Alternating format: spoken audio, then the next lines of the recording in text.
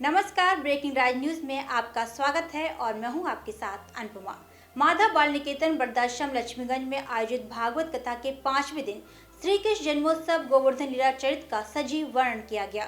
नर सेवा नारायण सेवा को समर्पित भागवत कथा के व्यास पंडित घनश्याम शास्त्री जी द्वारा श्रोताओं को श्री कृष्ण चरित लीलाओं के साथ मानव धर्म पालन का संकल्प दिलाया गया।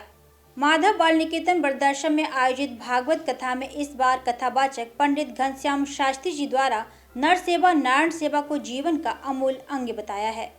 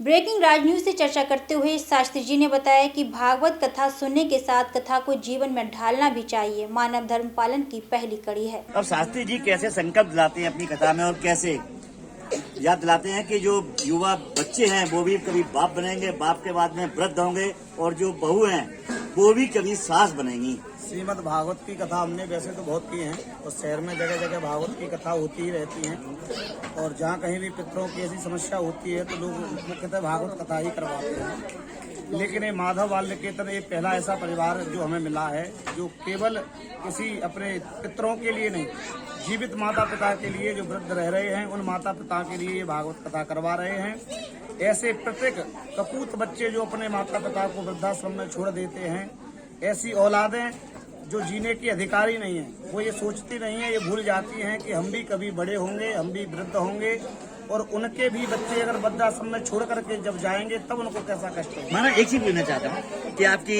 ये कथा में वृद्ध महिलाएं तो आती हैं, कुछ युवा भी आती हैं, तो उनसे क्या संकल्प है, क्योंकि वो भी अभी बहू है, कल वो भी सास होंगे और वो भी वृद्ध होंगे। बिल्कुल, जो बहुएं आती हैं, नई बहू विवाह होकर के जिनका आता है, उनको भी ये मन में अपने में संकल्प लेना चाहिए कि अपने घर पर जा करके जैसे वो अपने अपने माता पिता को छोड़ करके आते हैं। हमने देखा है कि बहुत सारी बहुएं ये कहती हैं कि यदि माँ बाप को रखने का अधिकार हमें होता तो कहीं भी वृद्धाश्रम नहीं होते।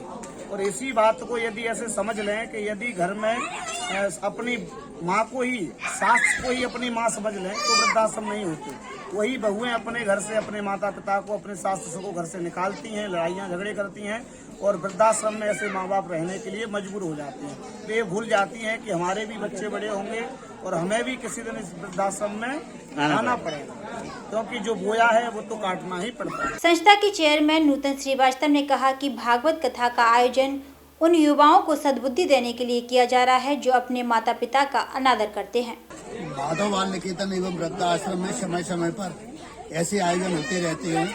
ये श्रीमद् भागवत कथा का दूसरा साल है। पिछले साल भी हम लोगों ने यहाँ पर श्रीमद् भागवत कथा का आयोजन किया था और पिछले साल भी भगवदाचार्य हमारे पंडित घनश्याम दास शास्त्री जी ने ही भागवत का वाचन किया था। इस बार भी हमारे भगवदाचार्य पंडित घनश्याम दास शास्त्री जी भी हैं।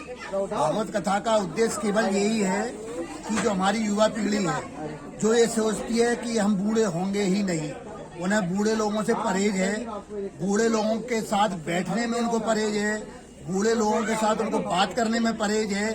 बूढ़े लोग केवल ये चाहते हैं कि कुछ देर हमारे परिवार के लोग उनके साथ बैठ जाएं, उनकी सुख दुख की बात पूछ लें, लेकिन इससे भी उनको परहेज है। आज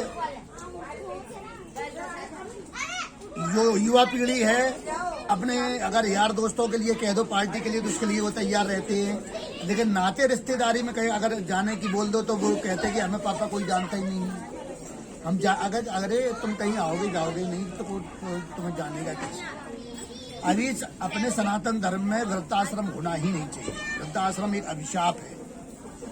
जिस माँ बाप ने अपनी औलाद को इतनी पीड़ा के साथ इतना कष्ट सहा, खुद गीले में सोई और उसको सूखे में सुलाया, उसको बड़ा किया, पढ़ाया लिखाया, शिक्षित किया, उसकी शादी की, जब उसको जरूरत हुई बच्चों की, तब बच्चे खुद यहाँ आकर, अब डंडोतिया जी वृद्धाश्रम में 3-4 परिवार ऐसे हैं जिनके खुद बच्चे आकर उनके माँ बाप को यहाँ छोड़ कर गए। मैं ऐसे बच्चों से मैं क्या, कोई शब्द ही नहीं है। मतलब उस टाइम मेरी आंखों में भी आंसू थे और उन वृद्ध माता पिताओं के भी आंखों में आंसू थे कि उनको ये बिल्कुल आशा ही नहीं थी। उन्होंने कभी ये सोचा ही नहीं था कि एक दिन ऐसा आएगा कि हमको जो जीवन के जो हमारा अंतिम समय है वो हमें वृद्ध आश्रम में काटना पड़ेगा। उनके बेटे हैं, बच्चे हैं, बहू है, मकान है, जमीन है, जायदाद है, उस सबके बावजूद भी वो वृद्धाश्रम में रहने को मंजूर है। बस मेरा यही उद्देश्य है श्रीमद् भागवत कथा के माध्यम से, और युवा पीढ़ी को मैं यही कहना चाहता है कि वो अपने माता पिता की